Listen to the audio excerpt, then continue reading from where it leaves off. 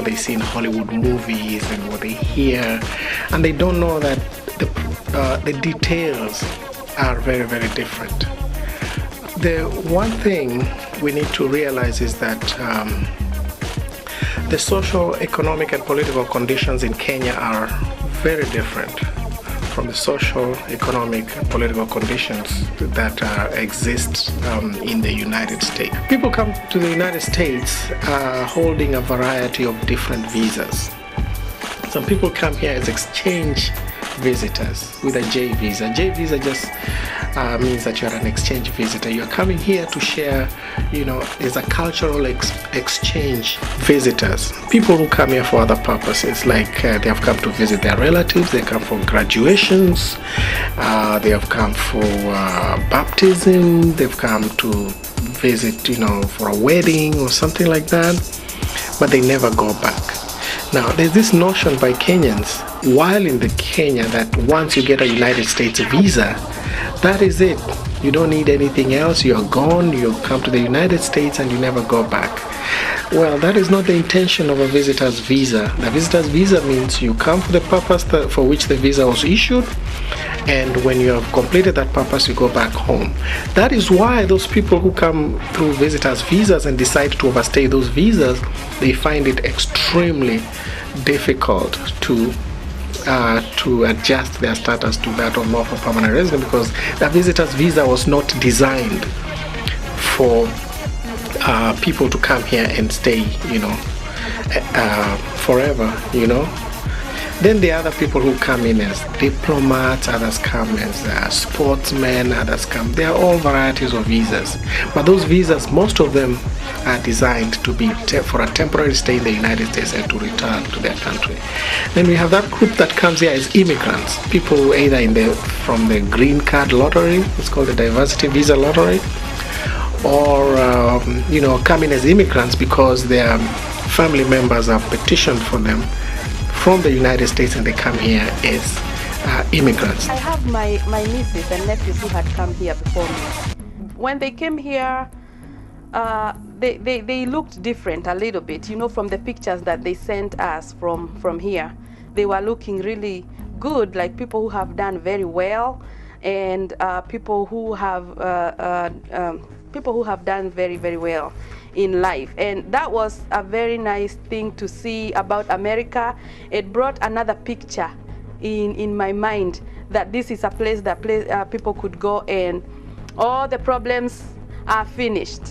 Hearing about people who have come to America and seeing how they look like after they come here, it's really an encouraging thing to learn about this place. I really wanted to be here one time, and I prayed to my God to allow me to be in this place sometime in my life. When I got here, it was a little bit of a shock. And I'll talk for majority of Kenyans that came at that time, where they were just like, get yourself there. As long as you're on the other side of the wall, you are fine. We came to realize that without a car, without transportation, this was a different world for us. We had to relearn everything anew. We used to work at a restaurant, I will not name it, but normally at the end of the day, they'd throw all the food in the trash. They wouldn't let you take it, but they would put all of it in the trash. So what we would do is we would wait, and once we closed down, we would go back in the trash and get the chickens and the burgers and everything that was in there. And we survived on that for about a month.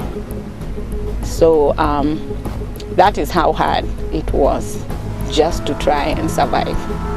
But we had come with a one-way ticket, so you wouldn't go back.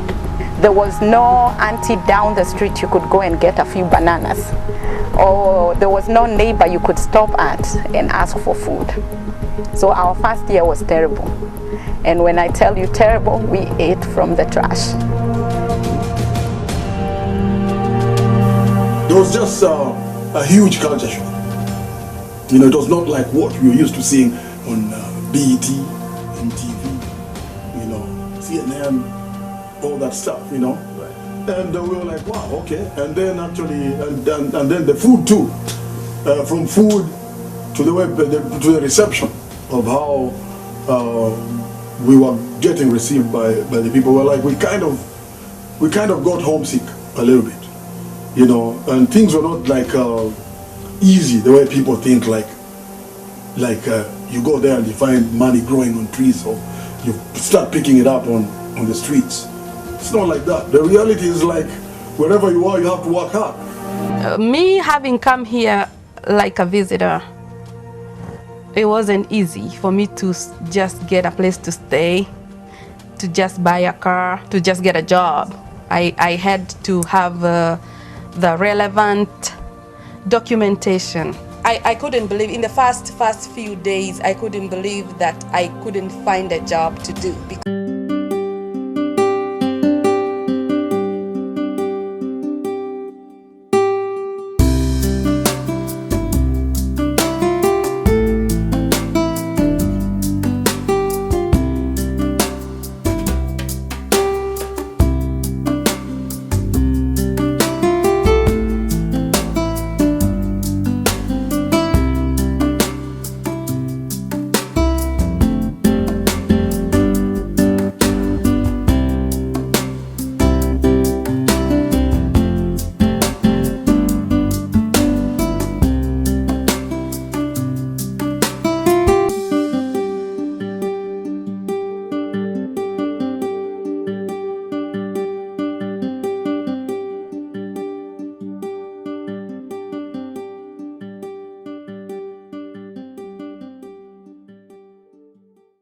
From what they see in Hollywood movies and what they hear, and they don't know that the details are very, very different. The one thing we need to realize is that the social, economic, and political conditions in Kenya are very different from the social, economic, and political conditions that exist in the United States. People come to the United States holding a variety of different visas. Some people come here as exchange visitors with a J visa. J visa just means that you're an exchange visitor. You're coming here to share, you know, is a cultural exchange visitors. People who come here for other purposes, like they have come to visit their relatives, they come for graduations, they have come for baptism, they've come to visit, you know, for a wedding or something like that, but they never go back. Now, there's this notion by Kenyans while in the Kenya that once you get a United States visa, that is it. You don't need anything else. You're gone. You come to the United States and you never go back. Well, that is not the intention of a visitor's visa. The visitor's visa means you come for the purpose for which the visa was issued, and when you have completed that purpose, you go back home. That is why those people who come through visitors' visas and decide to overstay those visas, they find it extremely difficult to adjust their status to that of lawful permanent resident, because the visitor's visa was not designed for people to come here and stay, you know, forever, you know. Then there are other people who come in as diplomats, others come as sportsmen, others come. There are all varieties of visas. But those visas, most of them are designed to be for a temporary stay in the United States and to return to their country. Then we have that group that comes here as immigrants. People either from the green card lottery, it's called the diversity visa lottery, or you know, come in as immigrants because their family members have petitioned for them from the United States and they come here as immigrants. I have my nieces and nephews who had come here before me. When they came here, they looked different a little bit, you know, from the pictures that they sent us from here. They were looking really good, like people who have done very well, and people who have done very, very well in life. And that was a very nice thing to see about America. It brought another picture in my mind that this is a place that people could go and all the problems are finished. Hearing about people who have come to America and seeing how they look like after they come here, it's really an encouraging thing to learn about this place. I really wanted to be here one time, and I prayed to my God to allow me to be in this place sometime in my life. When I got here, it was a little bit of a shock. And I'll talk for majority of Kenyans that came at that time, where they were just like, get yourself there. As long as you're on the other side of the wall, you are fine. We came to realize that without a car, without transportation, this was a different world for us. We had to relearn everything anew. We used to work at a restaurant, I will not name it, but normally at the end of the day, they'd throw all the food in the trash. They wouldn't let you take it, but they would put all of it in the trash. So what we would do is we would wait, and once we closed down, we would go back in the trash and get the chickens and the burgers and everything that was in there. And we survived on that for about a month. So that is how hard it was just to try and survive. But we had come with a one-way ticket, so you wouldn't go back. There was no auntie down the street you could go and get a few bananas. Or there was no neighbor you could stop at and ask for food. I've heard of people that have paid $10,000, $16,000 or more. And they pay it, and that's just the upfront cost. You pay premiums as you go. So it is a sad situation. It is a sad situation that when it comes to dealing with immigration. So a lot of people I know have gone through that, and they have paid.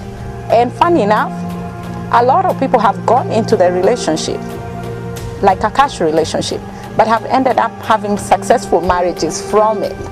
So I know a lot of people have done it. I've seen some people in the papers that have gotten caught doing it, but and it is sad. But I say everybody, I look at it from a positive side. Everybody does something because of a reason. They don't just up and do something. There's something that pushes them to go there. There are people that are doing that as a business out here. They come and marry you for 2-3 years. Each year they earn their $5,000 or so, or every deal they close it with $5,000.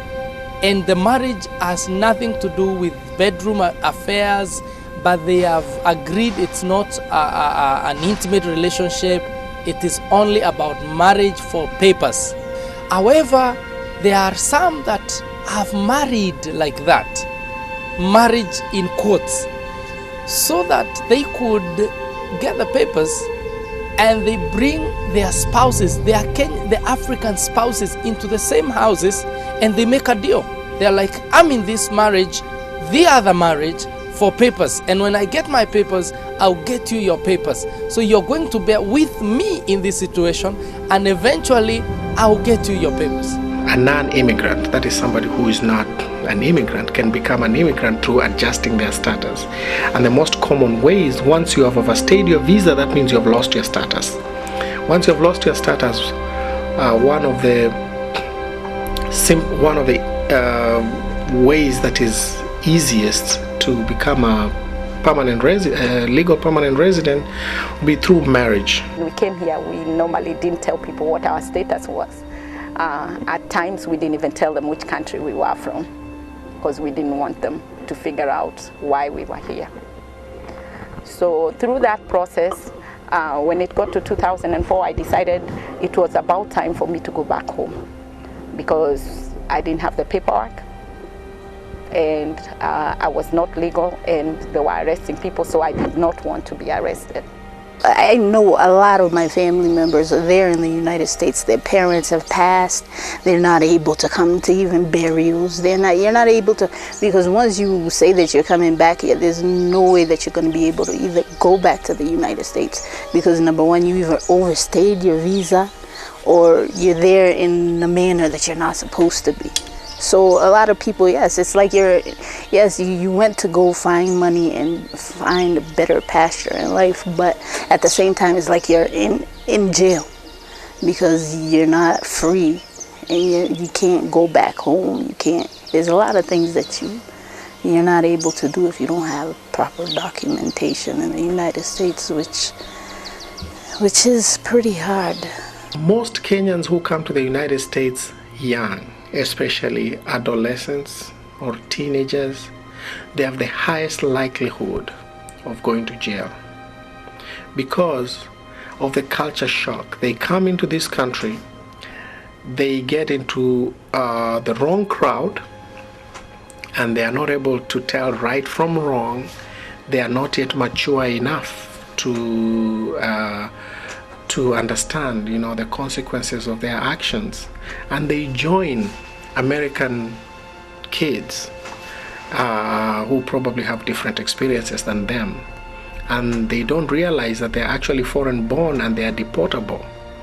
So a United States citizen having committed the same crime at that age might be because of the lack of an immigration, there not being an immigration side to the story, they may not even go to jail. The other reason why a lot of Kenyans go to jail is because there's a Kenyan mindset that is very dangerous. When Kenyans come to this country, they are used to getting away with certain things in Kenya which they cannot get away with here. For example, things involving, simple fraud or violence, assaults, drinking and driving, tax evasion, and all kind of crimes that in Kenya are not viewed seriously, but here they are viewed very seriously. So, because of not being able to understand the kind of society the American society is, they bring their Kenyan attitudes, their Kenyan way of doing things here, and their Kenyan outlook of life here. And all of a sudden they find themselves in a lot of trouble, which Americans generally, who have grown up in the system, will avoid. But Kenyans are not equipped unless they pay attention first. They are not equipped with being able to avoid those problems.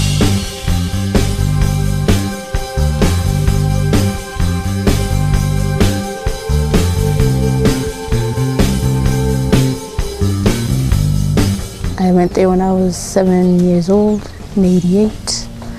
Stayed there for 16 years. So life was a walk in the park if I knew each and everything was going to happen the way it happened. Had a good life while I was living there because I went there as a child. I grew up there. So basically I also thought I was an American, but I didn't have my papers. At the end of the day, because of my record, they told me to vacate, to go home. And so now I'm here in Kenya trying to catch up on everything because I've lost so much. I didn't know the problems that were here in Kenya when I went as a child. Well, I was quite young when in high school. Started skipping school, started experimenting with drugs. Basically, it was peer pressure. The people that you hung out with, the people, what you see that they're doing, you also want to try. And so curiosity is what got me into those things. And basically, my friends, let's say it had to do a lot with peer pressure, who you hang out with, the people that you're, so because most of my friends were Americans or Latinos or all people that have proper papers, but I didn't know at the end of the day it was gonna go the way it went.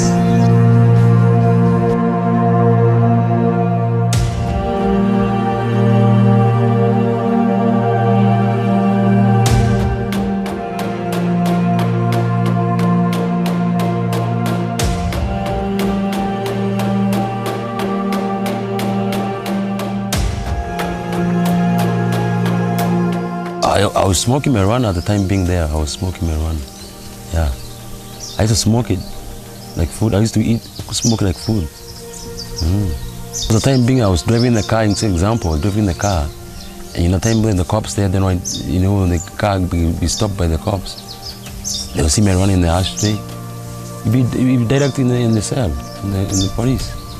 I was just going in the shop, in the supermarket, and stealing beer. I am out of records, out of minor records. There was violence, getting caught with a gun, get caught with the cocaine. And from there, the time being, I would go to the shop or whatever, go into the supermarket.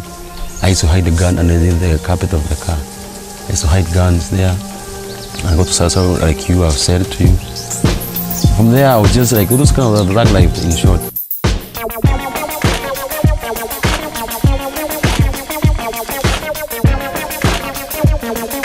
But me, my first time, which was to use marijuana, I used marijuana at the age of 14.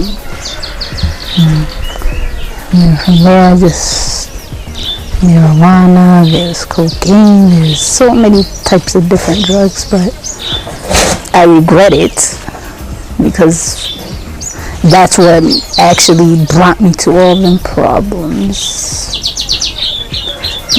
Getting deported and everything because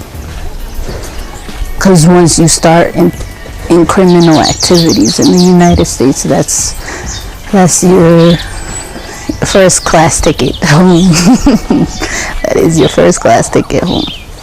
You don't want to get into problems with the lawmakers, with the police, and again, if you still don't have your citizen, if you have your green card and you have something that you have done against the law, it's easy for you to get deported. And the people in America know if your next door neighbor, all they do is call the police. The police are there in 1 second. So you don't have no time to run, or even if you're trying to run, there's so many people in that, there's so many police officers around there. And this land does not tolerate that kind of stuff. There's no shortcuts, and you find out there's people who are rotting in jails here. You've heard stories about murders and all that. Even people, some of it is you find is coming from guys from the diaspora. You find like is stress related culture shock, as we're talking about. We come in and suck into a culture that we don't really understand. I'm not saying we should take advantage of those situations and oppress somebody, but I think the way we adapt them in a way whereby we don't understand something, we adapt it and then realize we've lost more than we've gained. We find that like things that were sold, even people fight, people get into disagreements even back home. But why? How come the divorce rates back home are less than the ones up here? It's because we had mechanisms to do that. But those mechanisms here don't work necessarily. They have their own mechanisms, whereby you find that women, some of them, like they just say, you know what, I can live with myself. I have my own job, I'll take care of my own kids, Or men feel like, you know what, this is America, you can be a single dad and do your own things like that, But when those structures are broken down, when you look at it on that angle, I feel like we adapt these ways of the West in a way we don't understand them. And then it comes to a situation whereby domestic violence comes in, And when a man gets when he gets this system can really make a man feel less worth it. Yeah. And what's the results? Most of them end up killing themselves. End up saying like, you know what, I'm gonna kill her and kill myself and get the hell out of this country. Our men back home coming and realizing how free the woman can become, and the woman getting in and realizing how free she is. Now our men begin to react to that. And instead of coming to the reality of that in their mind, they begin to want to fight it physically. And suddenly the woman begins to talk back at the husband, and the husband begins to stomach that for a long time, keep it pent up in their hearts and spirits. And one day it explodes. That's why we've heard of very violent incidences where, for example, a Kenyan man in New Jersey killed his entire family, his wife and children. These are kind of reactions, psychological reactions to the to the feeling that they are being insubordinated. And that has caused a lot of our men to live in a kind of a state of rebellion. And those who do not beat their wives do the opposite. They become docile and they become inactive, and they are careless, and many have gone into drugs. It will interest you to know that a large percentage of the inmates in the diaspora prisons, or rather in the prisons in the West, have a whole lot of men from Africa, because the men came here and did not really even understand the culture and the freedoms granted to their women, and began to batter them left, right, and center, and before you know, they're in jail. You find like maybe roles change. For men, us back home, African men, we know how we do our stuff. Then you come here and then you find like even sometimes our women change and think, oh, here is the land of women, you find sometimes roles get mixed up. The 18 years I've been here, I can tell you I'm speaking on my behalf, and I can tell you from my side. Because some things, the way we do stuff, the way we used to do stuff back home, we find like there's some things you have to adjust. Roles change. The issue is we get caught up with the hangovers of where we come from, and sometimes we want to catch up with the trends that are going on up here, and sometimes get it mixed up. In the sense that you find that like here it's very hard, even arguments. You see? It might be your house, and you argue with your spouse or your significant other. Right. When you try to get a little, even not leave alone aggressive. Yeah. Let me say aggressive. Let me not say violence. Mm-hmm. Violent. You become aggressive, and they call 911. They'll tell you to leave. And sometimes with our ego, the way we've been raised, that is my house. How am I being told to leave? Those kind of situations. Sometimes people take advantage of those laws. We get them mixed up, and it's good. Sometimes my advice will be, try to have a balance, because something very small, the way we are used to reacting to them back home, here is very different, Domestic violence here is a very big thing. And if you're a violent guy too, America is not for you. Sometimes also my advice would be for anybody who wants to come to the West, do your research too. Like the West gives you an opportunity. Yes, it's good, and also it can be bad. If you get the wrong advice, it's not good for you. Or my advice to anybody who's coming to America, or who's like want to leave the country to come and pursue something, just focus on what you want to pursue. Know that what you like, you have to pursue something that you really love, number one. So everybody has a story in America. All these guys you see, they have a story.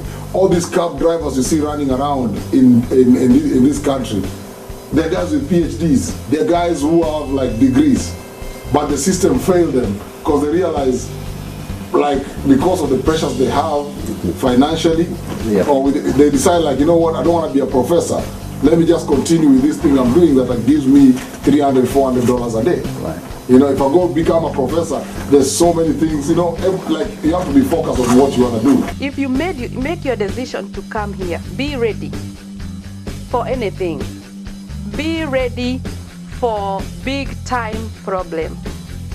Be ready when you come here. You can find anything, any problem here, and you have to be very tough. It can be even worse than back home. There are so many people who have come here, they didn't take even 2 years before they decide to go back home. We have people who come here, and after going through all these processes, some of them take their lives. Yes, we have friends who have committed suicide because they are not able to cope with the problems of adjusting and settling down. I just go there and be wise and just don't get in trouble, and go find a job and stay with the job. And if you want to go to school part-time, there's school there, you can go to course, just go and do it, but just don't get in trouble and just be yourself. And find a friend who can help you, not a friend who can always lose you. I would advise the young people when they come, the first thing they need to do is to get education first, because there are so many distractions as you come in this country. I want to go to the United States to basically be focused and know what you're going out there to do, and don't let other things, what's the word I'm looking for?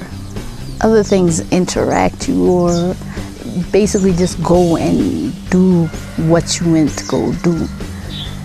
Things are there, yes, and you're gonna get carried away, but I will just advise people to go there and just really be focused.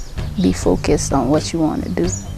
Get yourself prepared mentally that there will be challenges when you come here. Part of them are immigration. If you win a green card, for example, to the US, that's good for you. But the rest of you that want to come and stay here, unless you are a student, when you're a student also you have the student visa, you will be able to live a happy life for the whole time that you'll be in school.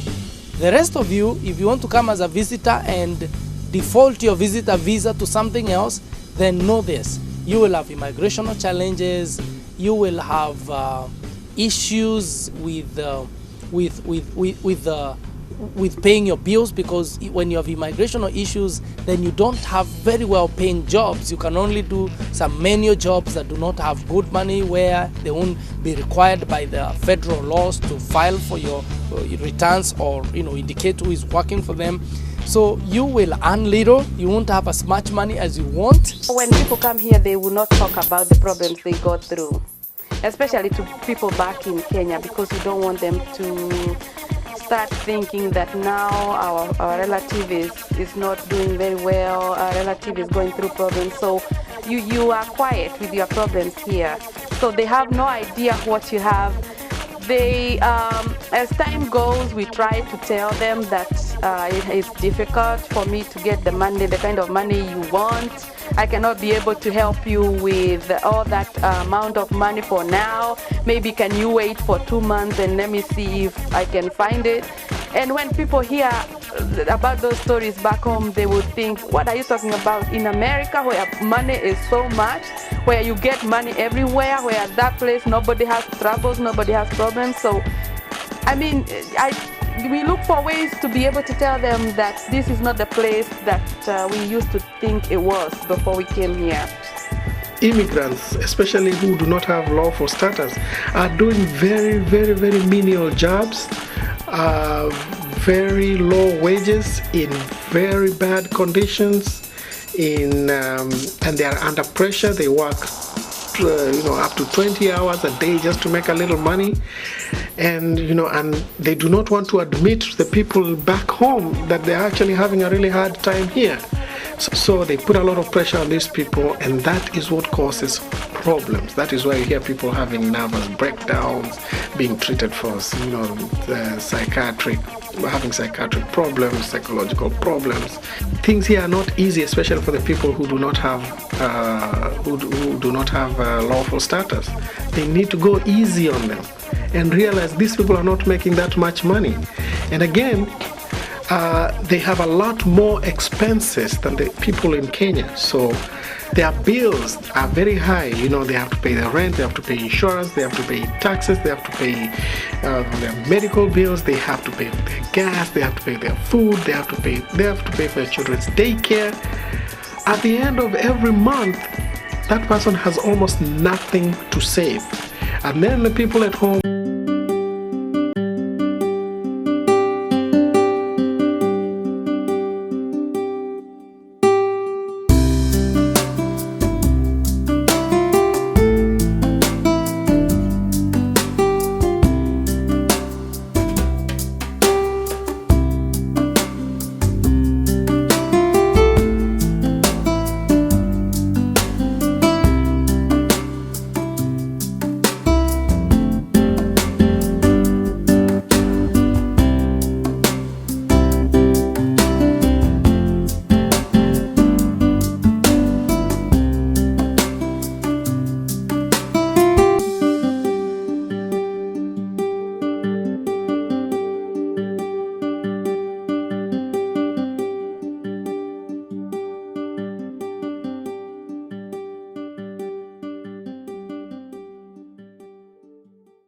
from what they see in Hollywood movies and what they hear, and they don't know that the details are very, very different.